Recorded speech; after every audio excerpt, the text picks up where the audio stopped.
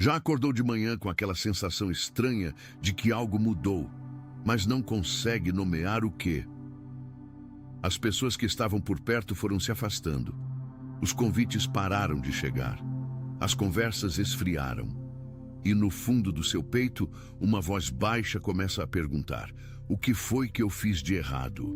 Mas e se eu te disser que você não fez nada de errado? E se esse silêncio ao seu redor não for abandono, mas uma remoção divina? O mesmo processo sobrenatural que arrebatou Enoque diretamente da terra está operando na sua vida agora, neste exato momento. E nos dias 1 e 2 de abril, algo vai se confirmar para você de um jeito que vai mudar completamente a forma como você entende essa fase da sua vida. Fica aqui comigo até o final, porque o que você vai descobrir hoje não é teoria. É o mapa da sua transição. Se inscreve no canal e ativa o sino agora, porque o conteúdo que a gente produz aqui não é para todo mundo. É para quem está exatamente onde você está. Vamos começar com uma pergunta direta. Você conhece a história de Enoque? Na Bíblia, no livro de Gênesis, capítulo 5, existe um verso que faz uma coisa que não aparece em mais nenhum outro personagem daquela lista de genealogias. Ele simplesmente para de registrar morte. Enquanto todo o resto da lista termina com "e morreu", quando chega em Enoque, o texto diz algo completamente diferente. Enoque andou com Deus e não apareceu mais, porque Deus o tomou para si. Sem aviso, sem cerimônia, sem despedida pública, sem funeral, sem necrológio, Deus simplesmente o removeu. E por séculos, teólogos, estudiosos e pessoas comuns ficaram fascinados com essa passagem. O que significa ser tomado por Deus? O que aconteceu com Enoque? Por que ele e não outro? Mas hoje, eu quero te fazer uma pergunta diferente. E se a pergunta certa não for "por que Enoque?", mas sim o que Enoque carregava que tornava impossível para ele continuar naquele ambiente? Porque a remoção de Enoque não foi um acidente, não foi uma premiação aleatória. Atenção, você precisa se preparar agora. Eu separei um material exclusivo para quem sente que foi separado para algo maior, mas vive cercado de ruído, distrações e sobrecarga mental. Essa é uma jornada de 30 dias que vai transformar sua vida. Um caminho guiado para blindar sua mente e se preparar para o que vem, com práticas diárias de foco, limites e disciplina. Pare de negociar com o ruído. Aprenda a identificar distrações antes que elas te controlem e fortaleça sua mente. Também disponível em versão de áudio imersiva. Mais de 10,000 leitores já transformaram suas vidas através da jornada de 30 dias. Milhares de pessoas já começaram essa transformação. Pessoas como você, que estavam cansadas de viver na névoa. Pessoas comuns que decidiram parar de aceitar o caos mental. Aproveite esta oferta por tempo limitado, apenas este mês. Acesse seu link logo abaixo no comentário fixado. Foi o resultado lógico de um alinhamento tão profundo com o plano de Deus que o terreno daquele mundo simplesmente não conseguia mais sustentá-lo. E isso, meu amigo, minha amiga, é exatamente o que está acontecendo com você. Preciso que você preste atenção no que eu vou dizer agora, porque isso pode ser a frase mais importante que você vai ouvir nessa semana inteira. O distanciamento que você está sentindo das pessoas, dos ambientes, das versões antigas da sua vida, não é punição, é a evidência de que você já foi movido. Deixa eu te dar uma imagem que vai ficar na sua cabeça. Imagina um peixe criado num aquário pequeno.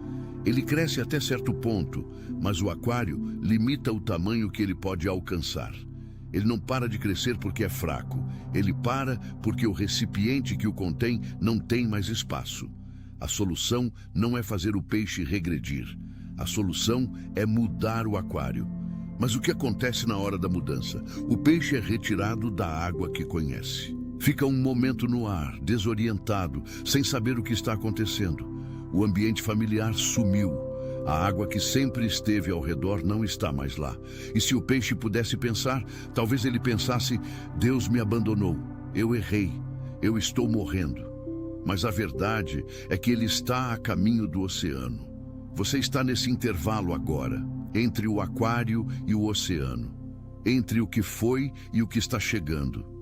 E esse intervalo tem uma característica muito específica. Ele é silencioso, desorientador e solitário, de um jeito que nenhuma outra fase da vida é. Eu preciso falar sobre esse silêncio porque ele engana muita gente. Existe um tipo de silêncio que é vazio. É o silêncio de quem foi esquecido, de quem não tem mais relevância, de quem ficou para trás enquanto o mundo andava. Mas existe outro tipo de silêncio. Um silêncio que antecede criação. O silêncio que existia antes de Deus falar: haja luz. O silêncio do ventre antes do nascimento. O silêncio do solo antes da semente brotar. Esse segundo tipo de silêncio não é a ausência de Deus, é a presença de Deus operando em profundidade demais para fazer barulho na superfície. E a diferença entre esses dois silêncios não está no que você sente, porque os dois doem da mesma forma. A diferença está no que você escolhe crer sobre o silêncio enquanto ele dura. Tem uma pesquisa fascinante feita pela Universidade de Yale que analisou como seres humanos respondem à incerteza. O estudo descobriu que o cérebro humano prefere uma dor certa a uma incerteza indefinida. Em outras palavras, a gente prefere saber que algo ruim vai acontecer a não saber o que vai acontecer. Por quê? Porque a incerteza ativa os mesmos circuitos neurais do medo. Traduzindo isso para a sua vida, quando você está nessa fase de transição, sem saber para onde vai, sem ter clareza do que está chegando, o seu cérebro automaticamente começa a narrar a situação com as histórias mais negativas que ele conhece. Abandono, fracasso, punição, rejeição, não porque isso seja verdade, mas porque a certeza negativa é menos aterrorizante, neurologicamente falando, do que a incerteza total. E é exatamente aí que o adversário trabalha.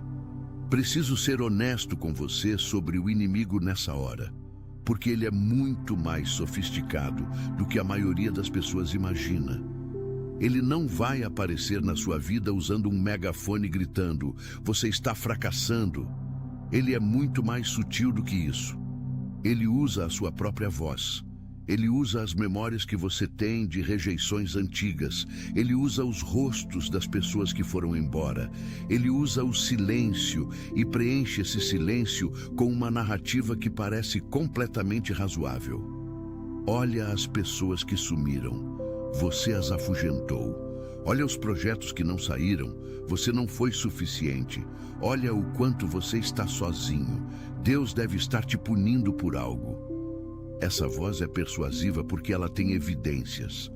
Ela aponta para coisas reais, pessoas reais que foram embora, portas reais que fecharam, silêncios reais que doem.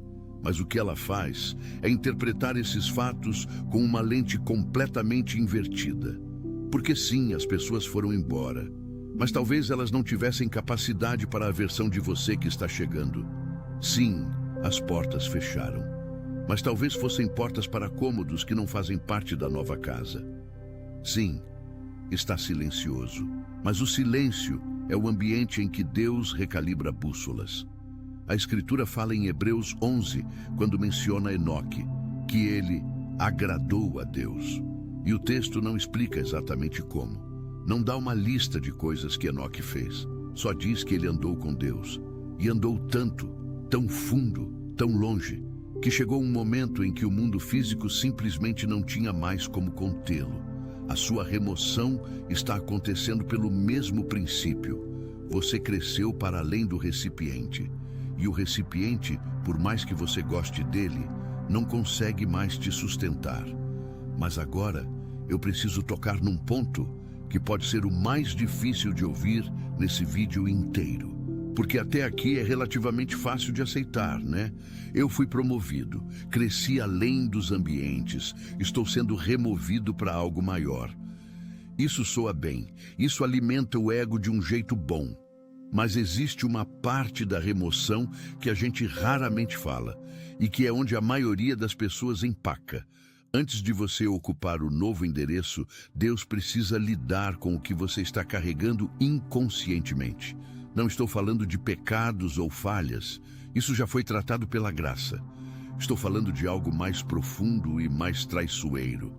A identidade que você construiu para sobreviver na última estação.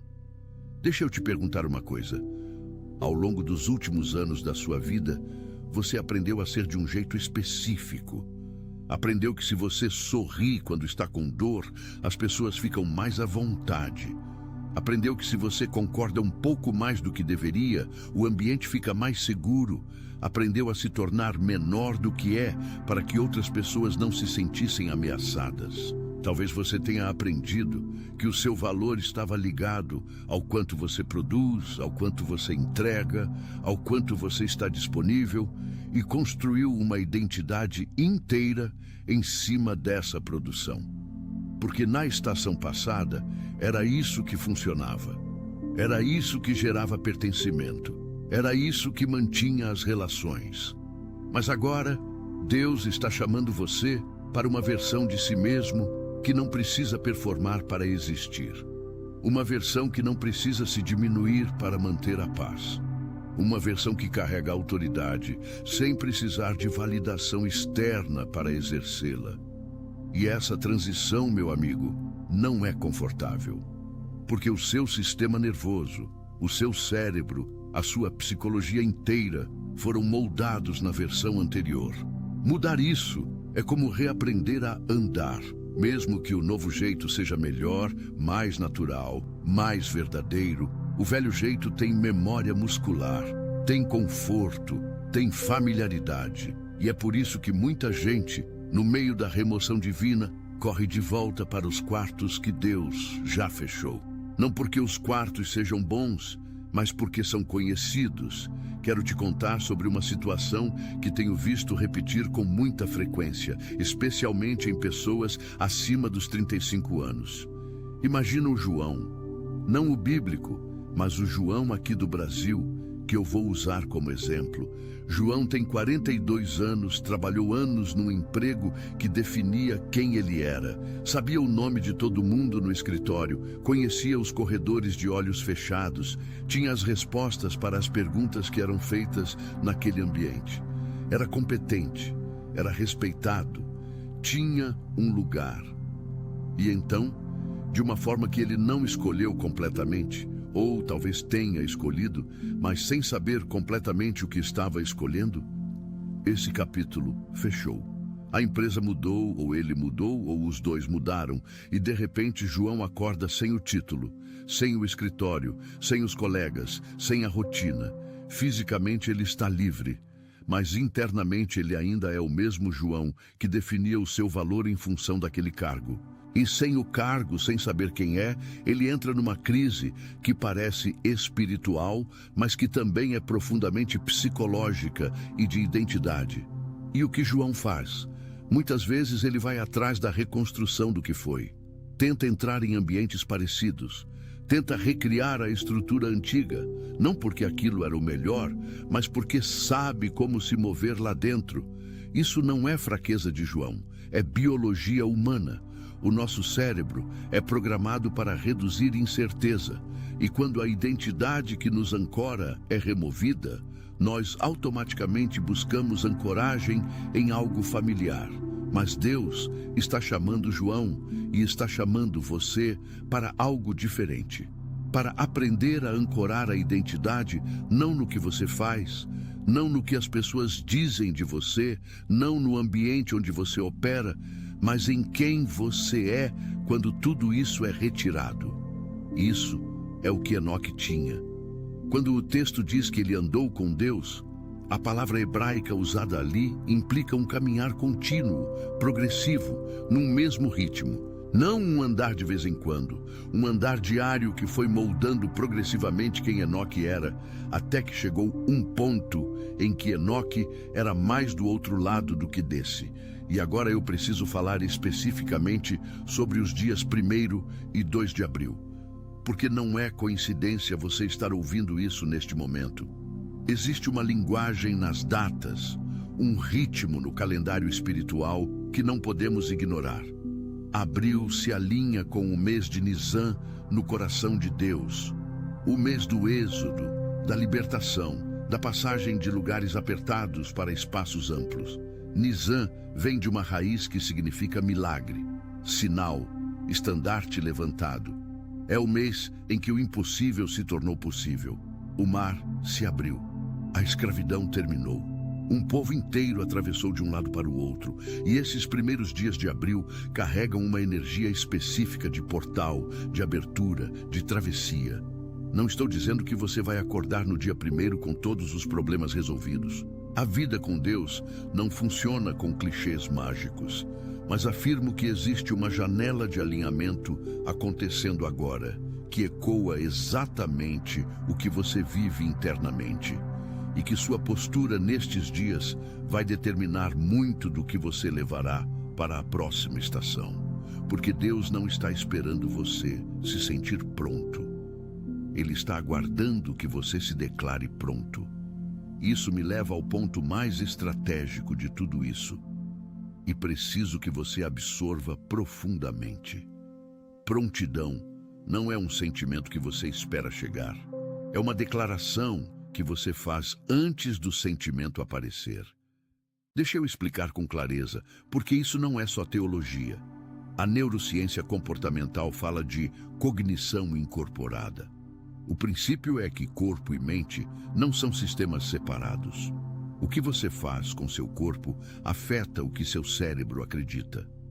O que você declara com sua boca ativa, circuitos neurais que começam a organizar sua percepção, atenção e comportamento em torno dessa verdade declarada. A pesquisadora Ana Clara de Harvard ficou conhecida ao mostrar que simplesmente adotar uma postura de poder por 2 minutos, em pé, ombros abertos, cabeça erguida, altera os níveis hormonais de forma mensurável. Reduz o cortisol, aumenta a testosterona. O corpo que declara confiança começa a produzir a química da confiança, mesmo antes da emoção surgir. A Bíblia já sabia disso milênios antes da ciência formalizar. É por isso que Deus disse a Josué: seja forte e corajoso antes da batalha, não depois. É por isso que disse a Abraão que ele seria pai de multidões antes de Isaque nascer. É por isso que Jesus disse: tua fé te salvou, antes que a cura fosse visível. A declaração não é a expressão do que já é. A declaração é a semente do que vai ser. E é por isso que, nestes dias, o que você declara sobre si mesmo importa infinitamente mais do que o que você sente. Então, deixa eu te dar algo concreto. Não quero que você saia desta mensagem apenas com uma emoção bonita que some em 2 dias. Quero que você saia com ferramentas. Primeiro, pare de pedir desculpas pelo silêncio que surgiu ao seu redor. Quantas vezes você já se sentiu na obrigação de explicar para alguém por que ficou quieto, por que saiu de um grupo, por que não está mais presente em certos ambientes? Quantas vezes sentiu que devia satisfações às pessoas pela sua própria ausência? Enoque não pediu desculpas por ser removido. O texto não registra Enoque ligando para os parentes explicando: olha, Deus vai me levar, não é que eu não goste de vocês. A remoção foi limpa, direta e sem necessidade de justificativa para quem ficou. Você não precisa justificar sua transição para quem não tem vocabulário para entendê-la. Segundo, pare de tentar consertar distanciamentos que o próprio Deus criou. Tem relacionamentos na sua vida que esfriaram e você tem tentado reaquecê-los. Tem grupos dos quais você saiu e fica olhando de longe com um misto de saudade e culpa. Tem portas que se fecharam e você fica testando a maçaneta de vez em quando, só para ver se ainda abre.